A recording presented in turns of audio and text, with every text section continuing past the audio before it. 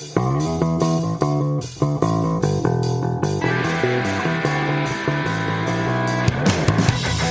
back, friends. Thanks for joining me today on this beautiful day.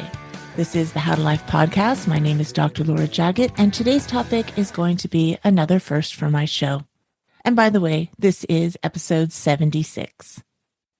Today we're talking about marriage. Marriage is still a goal for most people, but I often think that it's entered into with a happily ever after mentality.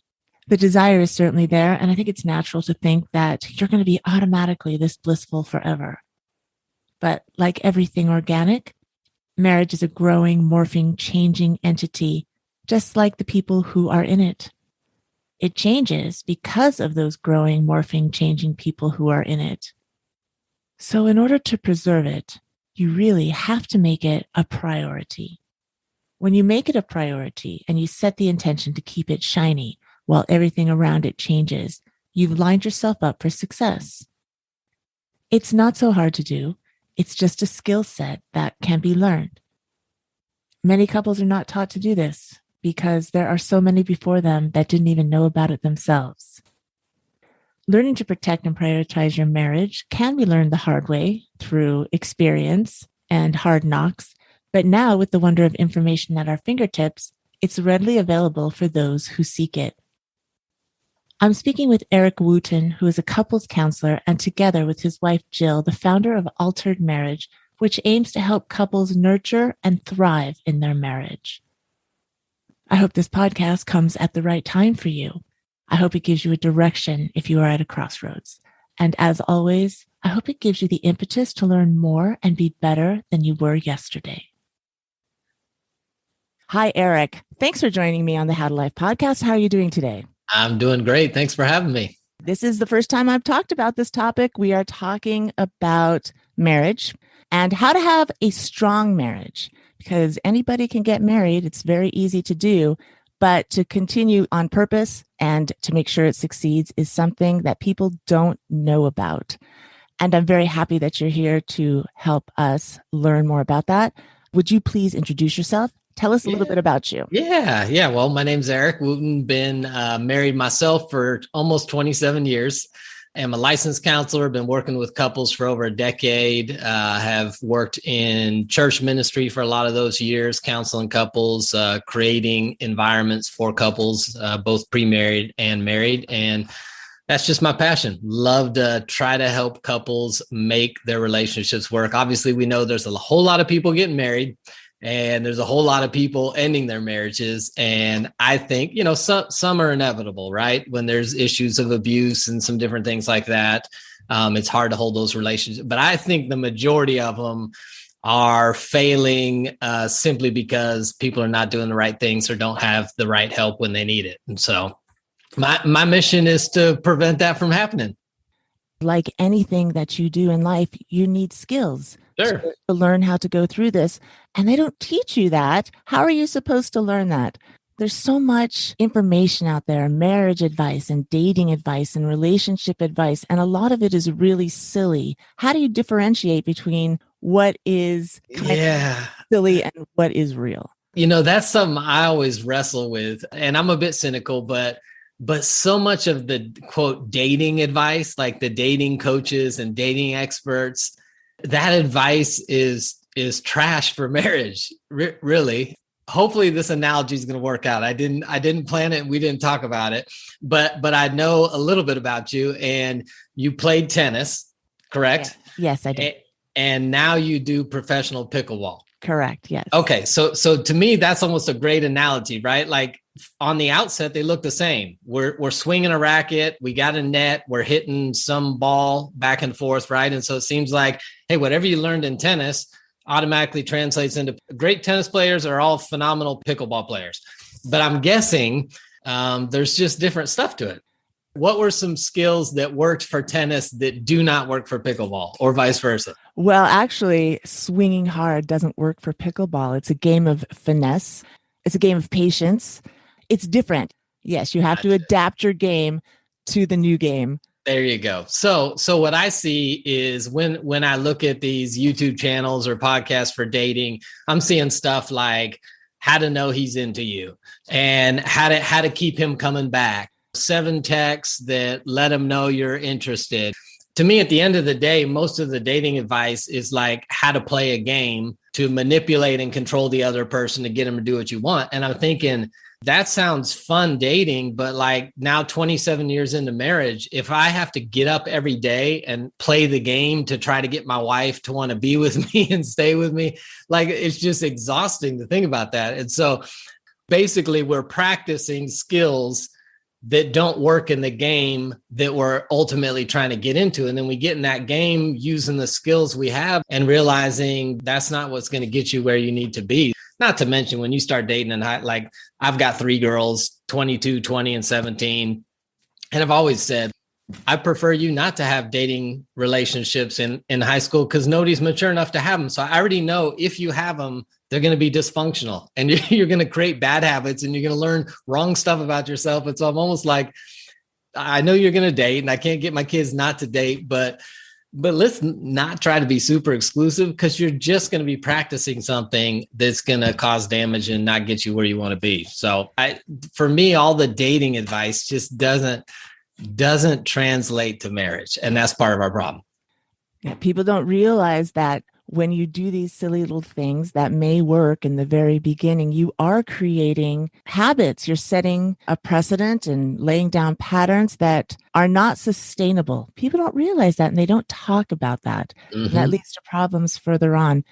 What are some of the pitfalls? So let's say you're somebody, you've played these little games, you've operated a certain way. Now you're in a marriage and it's falling apart and you don't understand why because the old tricks and game plan isn't working. What are some of the pitfalls that people encounter when the marriage starts becoming in trouble? Yeah, I think that's one of them. You named it, right? That we enter with wrong skills. And so we're attempting to try to do things that are ultimately, they're just not healthy, right? In a healthy relationship, this control, manipulation, that kind of stuff. I think one of the other pitfalls is we don't evaluate, like we all bring baggage into our relationships. I mean, depending on the house you grew up in and what kind of environment that was, like we all bring baggage in, but I think a lot of times we don't know about it or are unwilling to address it.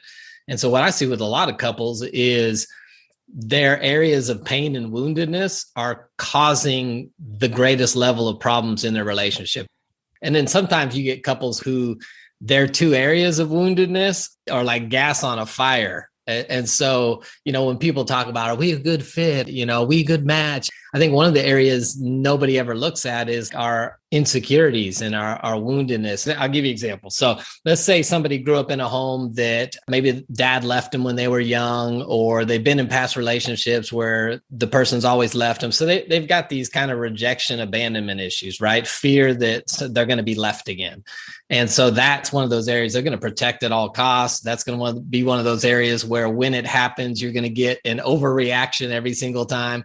And then they decide to marry, we'll just say that's a girl. And she decided to marry some guy that grew up in a home where they just did not handle conflict well. So verbal abuse, sometimes physical abuse. It just, whenever there was conflict, it went terrible. And so that guy's now got in him, conflict is bad at all costs. Like whenever there's conflict, I'm out. I don't want any of it. And so they get into a relationship and they're not seeing a whole lot of this in dating, right? Because they're playing the games and having fun. And then they get into conflict and that guy's alarm goes off. I got to get out of this. Like this is going to go bad. We're going to start yelling. We're going to start beating each other, whatever.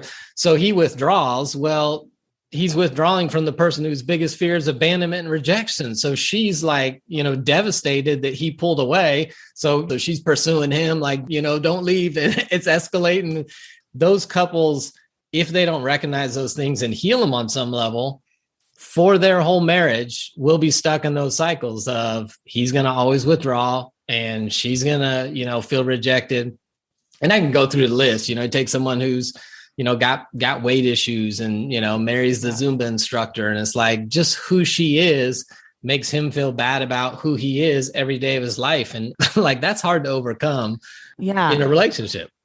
So correcting these issues, one, you have to recognize this about yourself. You have to want to stay in the marriage. Couples counseling I would think that you also have to do individual counseling. You have to recognize and heal your own patterns in order to bring a better version of you to your marriage. Absolutely. And we'll do that. I don't do a whole lot of individual counseling anymore just because I want to spend my time with couples. But we'll get to the place oftentimes with a couple where I recognize like we're really going to make no ground in the relationship. And you guys have got to do some individual counseling because it's almost like running in quicksand, right? You got this couple that are working hard and trying to do all these things for the relationship. You're probably not going to make a whole lot of ground until we deal with these individual issues. So I'll even sometimes ask a couple, this may sound crazy, but how about you just call a truce on the relationship for the next 6 months? One or both need to do some real individual healing before we can make progress on the relationship aspect. I think personal responsibility, like owning how my stuff is impacting the relationship, is huge for couples. And a lot of times we look for the relationship to fill the void or lack in our lives. And that works when everything's going great. But then as soon as it's not, now it exposes the area that I didn't take care of myself. So I love that you said personal responsibility, because marriage is a responsibility and you want to bring your best version to that marriage, not only for them, but for yourself as well. A lot of pitfalls, I think, is one person thinks they're right and the other one is the problem. But sure. Really, it takes two to tango. Both parties are contributing to the breakdown of this. Both parties have to put their ego aside. It's not a blame game. You're not going into counseling for the counselor to say, oh, well, you are the worst of the two. You are to blame for this breakdown. You have to say, what is my role in this breakdown? I want a marriage that is loving and strong. And what do I need to do to get there? That's ultimately what both parties. That would be phenomenal right there. But the reality is a lot of those couples do come to counseling with the mentality you said, which is the one saying, can you fix them? And then we won't have these problems anymore. I would love if every couple walked in saying what you just said. Hey, I don't want to be right. I just want to make this great. It'd be like, now we can work, right? Yes. So when somebody comes to you for couples counseling, for marriage counseling, you talk about two things that you need to make it work. It's unique. I love it. The first one is intentionality. Can you expound more upon that, please? Yeah. And let me say this before we jump in there. I think most couples, when they come to counseling, the most common presenting problem is we can't communicate, right? Yes. We're just having a hard time communicating is what they say. And from my experience, it's rarely communication. Like it's what's under that, right? I mean, you're communicating fine. You're yelling at each other. You're clear on how bad you think each other is. Like we're not having a communication problem. So usually it's what I like to say. It's a connection issue or a climate issue. Like what's the atmosphere of the relationship? If you've read any marriage books, you've heard the speaker listener technique, right? Where you repeat back what you heard them say or use I say, you can have all these like little skills, but that's irrelevant if you can't stand the other person. So part of it is you got to build a connection, right? I got to kind of like you if I want to work on the relationship. And then you got to evaluate the climate, right? If the atmosphere is cold, everything I say is going to come across negative. If it's warm and we're thinking positive towards each other, then you're going to give me grace if I say it wrong. You're going to assume the best and some of that kind of stuff. So I think kind of secondary to communication is we got to have a connection and climate. Whenever I feel bad about someone, I do what's called a list of positive aspects. You write down the list of all the wonderful aspects. This is a good person. This is a nice person. This is a hardworking person. This is a good father. This is a good provider. And then it just happens. You start feeling a little bit better about this person. You're willing to give this person a little bit of a break. And if there's a little bit of softness, then you're more likely to listen to what they're saying. Sure. Oh, absolutely. People always talk about gratitude journals or, that. I love them. I think that's great for marriage, write an appreciation journal and just daily love it. Remind yourself what you appreciate. Because one of those things is true. You see what you're looking for. And that brings us to intentionality. It's an Yeah. intention. You have to intend to see the best in this person. You have to intend to want to hear what they're saying. And you have to put your ego aside in order to do that.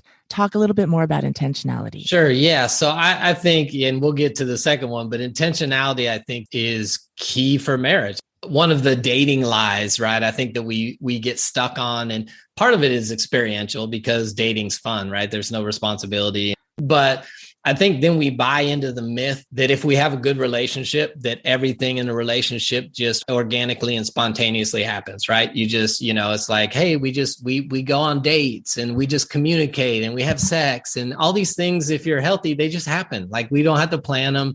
They're just happening because we're so in love, right? And so what I would fight against is that the sign of a good relationship is chemistry. I think it's intentionality. And I think that the things you regularly do will determine in life anyway, but in relationship, what you have. And so when you discover what makes a good relationship, right? Time spent together, communicating, sharing of emotions, the sexual aspect of the relationship. When I realized these are all important for us to have a healthy relationship, if they're all just happening organically and you guys are both satisfied, fantastic.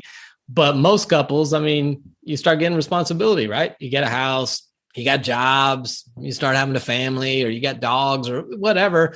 Pretty quickly, the business side of marriage takes over the fun side of marriage. And that's when you start going, well, we feel like we're roommates and we function good together, but we just don't have a connection. These are people that go, I think we just fell out of love. And like, no, you stop doing the things that produce those feelings of love. So I believe intentionality.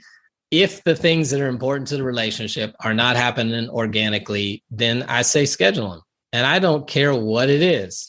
Some people push back on scheduled sex. I'm like, scheduled sex is probably better than no sex. But even communicating, like if we just are not finding time to talk, stick it on the calendar. 7:30, we're going to put our phones down for a half hour. We're going to sit down and just chat and catch up on the day. I call them quick connections, but just little fun moments during the week, like a couple times a week. You need to have 15 to 20 minutes of what do you like to do? My wife and I we had a season when our girls were little. After we'd tuck them in bed, we had some board games and we just play a game together. And was it like this super deep emotional producing moment? No, but it was us connecting and having fun. And so I think you've got to be intentional with, it's almost like if you listen to any of the budget gurus that tell you got to tell your money where to go or it just disappears. I think you got to tell the business side of marriage where to go. And so I suggest couples do staff meetings once a week. This works great for couples where you have one that loves to plan and talk about details, and you got the other one that's like, that's brutal. I don't want to talk about that stuff. If you have a staff meeting, it helps them both, right? Because the planner knows I'm going to get a conversation once a week, and the non-planner is like, I can probably gear up for one. I think you've got to do intentional staff meetings, the business side. And I think you've got to do intentional, the reason we all got married, to have fun and hang out with somebody we enjoy. So date nights, like I said, playing a game or watching your favorite TV show. And at those moments, business is off limits. Like you don't get to talk about the kids and, all the stuff of marriage is exhausting. I think intentionality is what saves us from the business side of marriage taking over everything else. You also talk about the importance of community. Yeah, I just, if you and your spouse could have figured it out on your own, you probably already would have. But one of my struggles in counseling, I probably least prefer counseling a couple one-on-one as a way to get them where they are. That's my least favorite thing to do, because what essentially we're doing is you're coming and talking to me and I'm giving you some principles and maybe some insights, but then the three of us are counting on the same two people who couldn't do it in the first place to go home and do it. Like you two can't even get along. And now I'm counting on you two to go home, put your stuff aside and do the hard work. And so for me, community is the answer. One, I think marriage is a group project. We have times when we need support and encouragement. And there's times I don't feel like encouraging my spouse because I'm mad at her, right? And so who do you have supporting you? And then I think the biggest thing for me is accountability. So if I'm asking something of my wife that's reasonable, that's either necessary for our relationship or whatever else, and she's not willing to listen to me and meet me where I'm at, what other leverage do I have in her life to enact the change? Yeah. And so I think we all need security for my marriage is not that I'm always going to make the right decision. It's that when I'm unwilling to, that my wife can call some people to call me into account. And I think that accountability piece is huge. I know a lot of people grew up with, what happens in our house stays in our house. I'm like, those are the same families that have the same generational stuff for, 7 generations. I'm like, okay, do you think maybe you need some outside help since we're repeating the same thing? And so I can tell you for our marriage, it wouldn't have survived without outside community to help us in some of our darkest moments, to support us and encourage us when we didn't have hope for our marriage, to call us into account.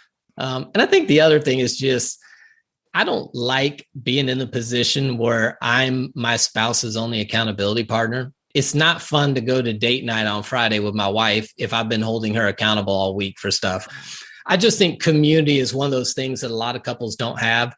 And for me, it's the couples that I counsel that have good community have a much higher success rate. We understand it everywhere, right? Weight Watchers. Why do they have you come in and weigh?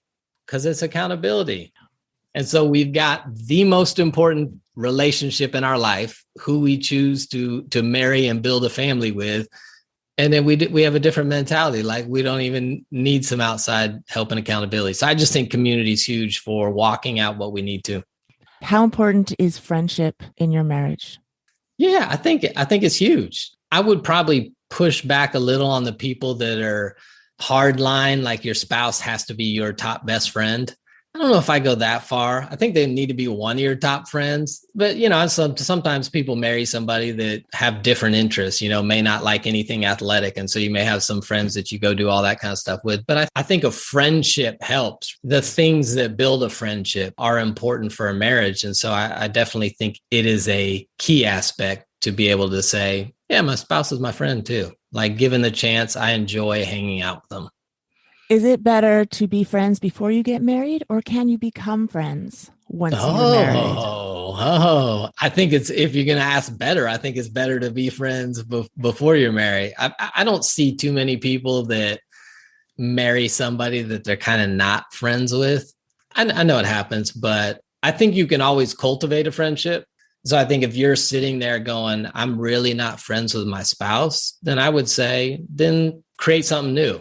Go take dance lessons or painting lessons or cooking classes. Like go do something you've never done.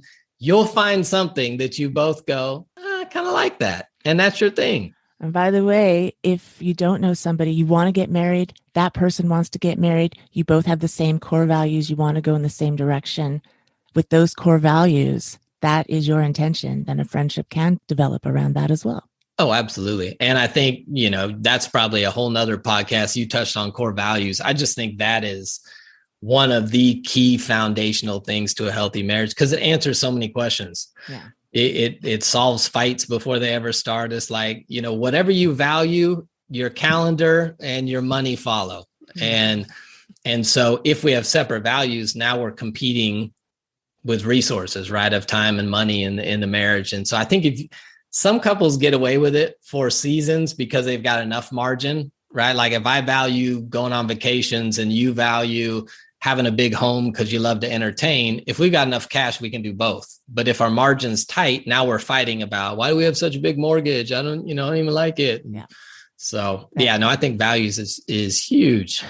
Well, I'll bring you back and we'll talk about that another time. There you go. But going back to friendship, on your website, I read that you talk about 2 keys to a friendship-focused marriage. What are those? Oh yeah, these sound complicated when you say them, but so the 2 things I think I put in the YouTube video were what I call positive equilibrium, which is just a kind of going back to that climate atmosphere. Just do you generally have more positive interactions than negative? And again, this is an intentionality thing. I struggle more with my kids on this. It's easy for me to notice things they didn't do. Did you clean your room? Did you put the dishes away? Did you get your homework done? When I think about most of my daily interactions, if I just am not intentional at all, I promise you, I'm probably like 10 to 1 criticize, what didn't you do, to like, you're great.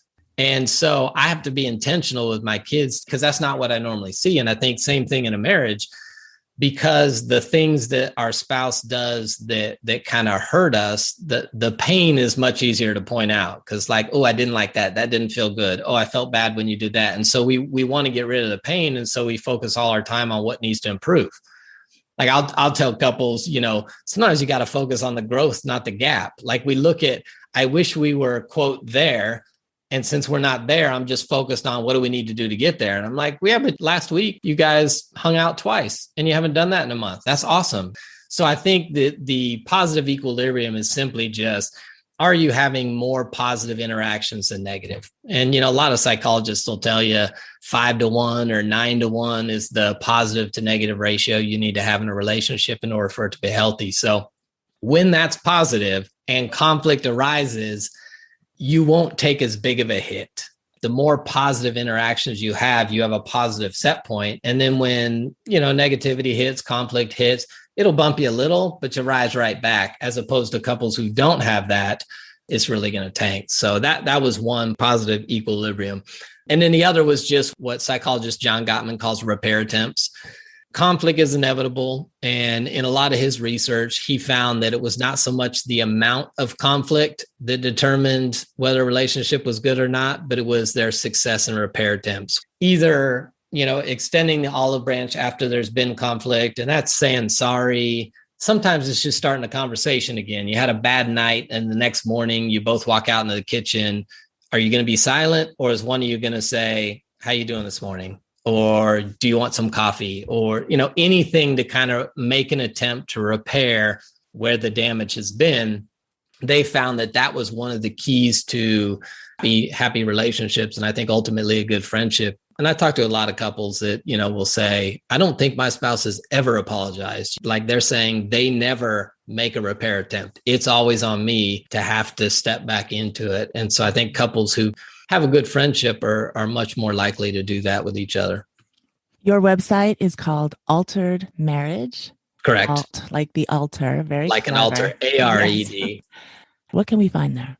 Because I believe so strongly in community, my goal is to connect couples to community and then content that will help them be intentional. And so you'll see links to a YouTube channel and podcasts, and got blogs on there, a number of free resources. You also see I just launched a kind of a membership model. And so we're going to do live Q&As once a month and challenges in the Facebook group so we can all kind of be intentional. And then a whole library of videos on different topics where myself or my wife and I are talking about just different relational concepts. So you'll see that on there as well. And then periodically I do some classes, counseling. So pretty much anything you might desire to help in a relationship, you can at least find a starting point there. The website is alteredmarriage.com. And again, it's alter, ALTARED. My YouTube channel is called Relation Shots. And so you can search that as well. And then most all the social media stuff is Altered Marriage. Thank you so much, Eric, for coming on and talking about this, and for your openness and honesty. Awesome. Appreciate it. Thank you for having me. Enjoyed it. Marriage is precious, and it should be treated and nurtured as such. Remember how exciting it was in the beginning? You can keep that. It doesn't have to disappear once the business side of marriage takes center stage. If you enjoyed this interview, please give it a 5-star rating in Apple Podcast or whatever platform you're listening on. You can find out more about Eric Wooten and Altered Marriage on his website, alteredmarriage.com, Instagram, and his YouTube channel, Relation Shots. All of the contact information will be in the show notes at howtolife.com/076. If you like some of the stuff we talked about in this episode, I'd like to recommend some other shows to you. In episode 50, you learn how to feel better about any person or situation with a list of positive aspects. Episode 60 talks about discovering your path and your values. And episode 62 talks about breaking old generational patterns and habits. All of these links will be in the show notes, or you can just go directly to my website, howtolife.com. Make sure you follow Eric and all the wonderful guests I've had on the socials. And please follow me too. You can find me on Instagram and Facebook at LauraJaggett_How2Life. Check out all the mominars I have on my YouTube channel, How to Life, and subscribe as I put out new content every week. And while you're at it, please subscribe to this podcast as well. That's all for today, friends. I thank you very much for spending some time with me. I'll meet you here again next week. Have a beautiful day and a fantastic week. Be well, love hard, and have fun. Don't worry, you got this.